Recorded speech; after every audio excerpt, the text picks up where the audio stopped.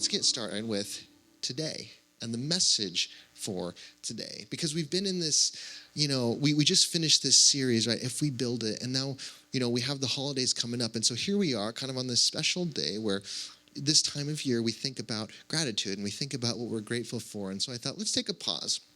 Let's use this last day of November as we really kind of jump into the holiday swing of things. Let's think about gratitude, right? And to start, I want to talk about a childhood experience that I feel like is pretty universal. You might be able to tell me if this was true for you or not. But I remember when I was a kid, okay, and I remember like having a birthday party. And at this birthday party, I was handed a helium balloon. Has anyone ever been given a helium balloon at your birthday party? Okay, some of you, okay.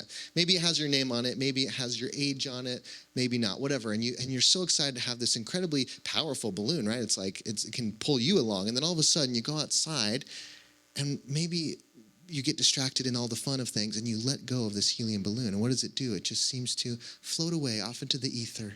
And you have this coming of age moment, right? You realize, wow, it's gone. It's gone forever. And you probably start crying or something. And it's a transformative experience, right? To lose your first helium balloon. Maybe it never happens again because you've learned your lesson. Maybe you see other helium balloons in the sky and you go, hey, that's a child who has learned that lesson for the first time, right?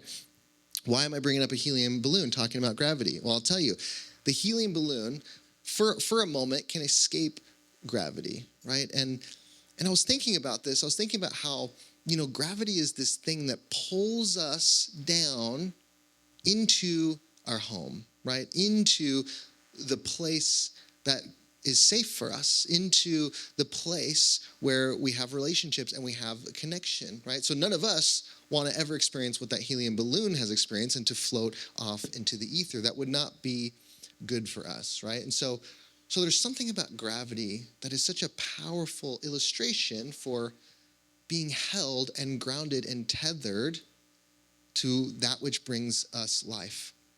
And I think about all that may be going on in our individual lives, all that's going on in the world, and I realize how easy it can be in this day and age to lose our sense of grounding and connectedness, especially when we are not focused on gratitude, but we are focused on all that is going wrong in our lives or in the world. We're focused on what we don't have instead of what we do have. And so just as gravity has this power of keeping us grounded and pulling things into its orbit, I feel that gratitude has a very similar function, right? In many ways that gratitude can do this for us. And so today's message is titled The Gravity of Gratitude. Last year, we talked about gratitude and grief. We said they live side by side. They are in many ways two sides of the same coin, that we must embrace the grief that is naturally there in our gratitude and understand that our grief itself also, they both coexist, right? And so you may feel now more than ever with all that's going on in the world. Maybe you are feeling some loss. You're feeling some unknown. You're feeling some pain. We know that the holidays can be, just as for some they can be very beautiful, for others they can be painful, and probably for all of us a mix of both, right? So we understand that there is grief in our gratitude. And yet, what would it look like for us to still be grounded amidst that pain, amidst that unknown, amidst that discomfort? And at the same time, if we're going to talk about gratitude, can we be real? Can we be honest?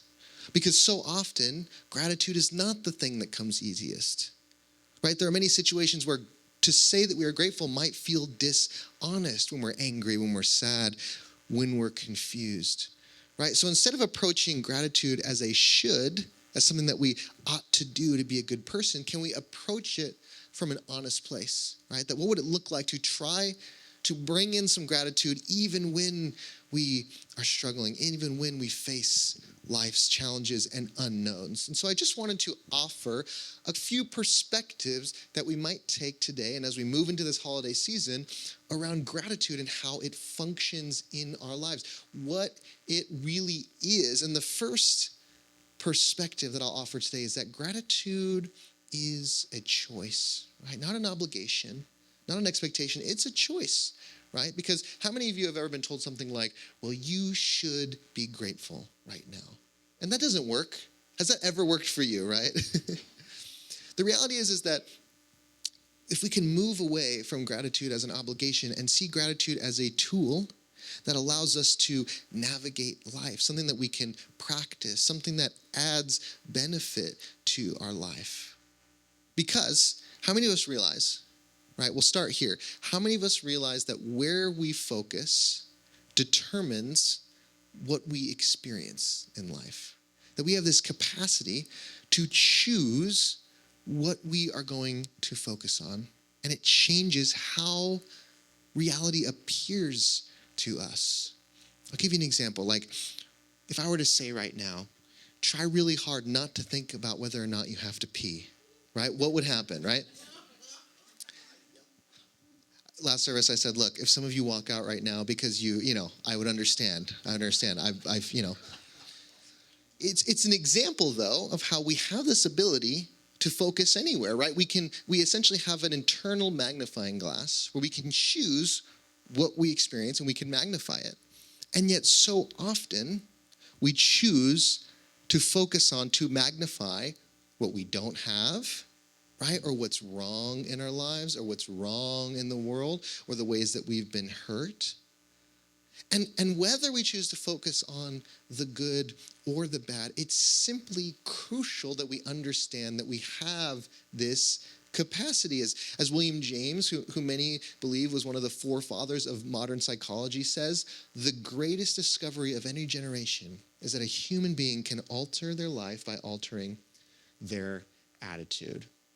That this is an essential and foundational understanding of how we exist in the world, that how we show up, how we choose to see things alters the world around us. I'll give you an example, right? This shows up in our modern day and age. Like, if you are on social media in any capacity, you have probably dealt with the algorithms. Do we know what I'm talking about when I talk about the algorithms? Okay. Now the algorithms essentially are these invisible forces that, tend to show you what you already are choosing to see on social media. So for me, like, I've found that when I click on one squirrel video, I'm shown like 3 more squirrel videos. And that's a good day for me, right? Squirrel videos, dogs in sweaters, that's a good day. But then there are times where my algorithm shows me everything that's going wrong in the world, why I shouldn't have hope. And that's not a good day, right? But the reality is, good or bad, often the algorithm is simply responding to what I have already clicked on, or even further, what I simply have dwelled on. That sometimes you don't need to click on something. If you just linger on a certain post on your feed for long enough, it will show you more of the same. Right? And of course, this is something that can and has been manipulated, but I think it's important to realize how this is a tool that has everything to do with where we place our attention. And I think this in many ways shows up in where we place our awareness in life, right? How our attitude is. Because what we notice, we tend to notice more of, right? Like, how many of you have ever gotten a new car and then you see that same exact car everywhere on the road, right? You're like, I just got a white SUV. Why does everyone in the world have a white SUV? Because you start to, it's true. It actually is true. Everyone does a white SUV, but the same is true if you choose to see something, if you focus on something, you tend to see more of that. And this is why a gratitude practice is so powerful, because you are choosing to focus on something that you want to experience more of. It's like you're retraining your internal algorithm, right? This is why gratitude has some gravity to it, why gratitude has an orbit that pulls us into it, because when we choose to focus on gratitude is what tends to show itself more and more in our lives. And this can dramatically change the way that we show up in the world, right? Like Costa Rica is a country in which the average person is 3 times poorer than the average American. And yet they rank number 6 on the happiness scale of all countries, whereas the United States ranks 24. So they're maybe 3 times poorer and yet 3 times happier than us. Why is this, right? Well, I mean, there could be a number of reasons, but one example is that they have this motto, this mantra in Costa Rica, Pura Vida, which essentially means pure life. And how this functions is that there is this general sense and understanding to appreciate your life, to focus on the good, to appreciate your connection to family and loved ones, and not to get stuck in comparison, but to have gratitude. And this has altered their experience of the world, whereas we have a country where we're so often focused on what we don't have and those who have more than us. And it dramatically changes how our happiness marks in the world, right? And so gratitude isn't simply this aspirational Hallmark card type of thing. It's incredibly pragmatic, right? It's a choice that is us taking responsibility to actively change the way we see things, we see the world. But you might be wondering, how do I make this choice when faced with the difficulties and the immensities and the complexities of life? How do I choose gratitude when it's all so much to hold and to make sense of? And this is where we move into our second layer of gratitude, where we start to see gratitude as an act of trust, right? That even when we engage with the complexities of life, may we have some trust that there is something beyond what we are experiencing or noticing, right? Because how many of us know that life is not so black and white, right? Despite what my sweater would suggest. And we have experiences that prove this to us, right? We have experiences like perhaps Thanksgiving even. Maybe over Thanksgiving you had an amazing visit with some friends or family, right? So grateful to have them there. And you were also happy when they left, right? You were relieved to see them go. Both can be true at the same time. Maybe you shared a Thanksgiving table with someone you love, and yet you don't agree with on a lot of things. Both can be true, right? Maybe you're looking ahead to the holidays and you're thinking, wow, I love the holidays, but I recognize that the holidays can be really painful and hard for a lot of people. Maybe you feel a little bit of both, right? We have these experiences that remind us that life is not so black and white. And so maturity and wisdom reminds us to bring in some nuance and some gray and some complexity, some non-duality, right? Not getting caught up in the either or, but more of a both and mentality. And I think gratitude is inviting us to hold some things side by side that might feel like paradoxes, that might not necessarily feel as if they can coexist, right? Can you look at the world that so many of us are looking at today and we feel like, it's so tragic and heartbreaking to see all that's going on in our world, in our country. Why as a species can humanity not seem to get it together? Can you hold that as true, right? Feel that. And at the same time, can you hold the reality that we have come so far as a people? We have done amazing things. We do have compassion and we do have the capacity for empathy, and we are capable of some extraordinary things. Can you have the grief of what's going on and can you still hold on to hope, right? Can you hold both side by side? Because I don't think hope and grief work without the other. I think you need both. I don't think you can do either or with them, right? Because hope without grief is not honest to what you have experienced. But grief without hope is a dead end, right? And so can you approach these two flip sides of the same coin with a both and mentality? Can you have gratitude without making sense of a situation? Can you have gratitude without separating the good and the bad and instead hold it all in an embrace? An embrace that David Steindl-Rast names this way: gratitude is the courage to acknowledge life in all its gifts, even the painful ones, and to trust that within every moment is an invitation to grow. When you feel those painful moments, when you're left lost, when you're left confused, can you choose gratitude for the way that it grounds you into this moment, for the gravity of gratitude, right? You don't need answers. You don't need to make sense of it all. This is where the trust comes. in, and gratitude as a vehicle of trust, trusting that even when there is no understanding to be had, that perhaps there is still a meaning and a purpose, that there is something sacred happening in a way that I couldn't even name. As Brene Brown says, gratitude isn't about the moment being good, it's about the moment being sacred. Can we trust that what's happening, painful as it may be, that one day we will see it as a gift, right? Or one day we might recognize that the divine was there, right? That there was something sacred and beyond understanding.